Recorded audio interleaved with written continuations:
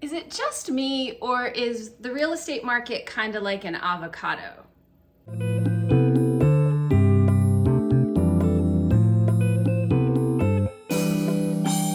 Hey everyone, it's Danielle Taylor with Keller Williams Realty here on the beautiful Outer Banks, and I bet that got your attention. But seriously, I don't know if you've seen the social media meme where it's the avocado and it's like you're checking it for ripeness and it's like, not yet, not yet, not yet. Oh, too late. Well, that's kind of how I feel about people that try to time the real estate market. And I know that we've all heard the adage, buy low, sell high, time it out. I'm just gonna tell you, it's almost impossible to time it. We only know it was the bottom or the top after it already happened.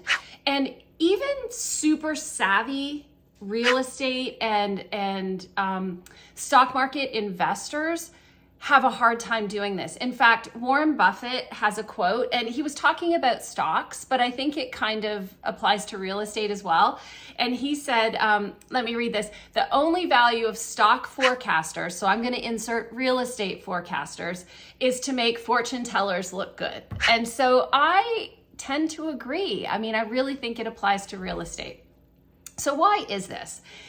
The big thing is that real estate's a lot more complicated than sometimes people want to think it is. And while it is very much influenced by supply and demand, we talk about that on this channel all the time, it's also influenced by so many outside factors that we don't have control of, i.e., think about COVID. Think about what COVID did to the market. Think about all of the economic indicators and forecasts that or events that somehow feed into it. So it's not a simple equation, and so therefore it makes it really hard to predict. So my advice to you is, just like the market, even my lipstick is unpredictable. Instead of adopting the mentality of trying to time the market, how about we adopt the mentality of always analyzing both the tangible and the intangible benefits of a buy or a sell, and only think about timing as one piece of the puzzle, okay?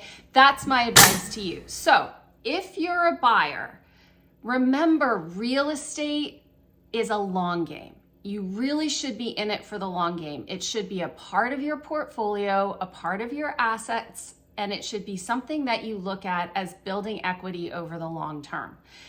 If we do that, then we can also factor into that some of the intangible things that could be at place. You know, in this market, a lot of the clients I work with are buying a second home that they'll rent out some or, you know, spend some time with their family at. And there can be a lot of benefits to looking at the timing of when it's right for your family. Some people, it makes sense when their kids are little because they get to bring them to the beach and they get to grow up at the beach. For some people, it makes sense when they have grandkids and those grandkids get to come to the beach. Think about for your family what those intangibles are and make the decisions based on those, not just on timing. As far as for sellers, think about why you're considering selling and what's next for you. How does that opportunity look?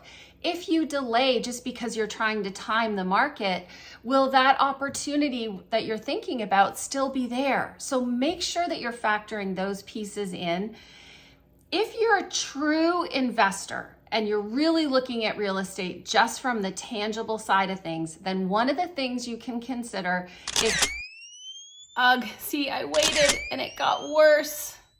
Having a steady add of real estate assets to your portfolio so that essentially you're cost averaging over time, which stops the need to be trying to time those highs and lows. So those are my 3 tips for the 3 classes. Ultimately, as I always say, find a trusted real estate professional to work with, because then we can be there to help make sure that no matter what time of the market you're buying or selling, we're getting you the best possible situation at that time when it comes to the financial side of it, and you get to move forward with all the non-financial things that the properties buy or sell will bring to you. If I just had a trusted advisor, this lipstick fiasco never would have happened.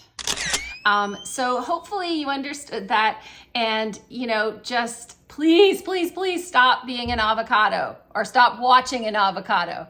Make sure you're not trying to time the market. Take all factors into consideration. So don't forget, subscribe to the channel so you don't miss any of these updates, and make sure you're getting our newsletter so you can get all the stats and get the background on what's happening. Hope you have a great day.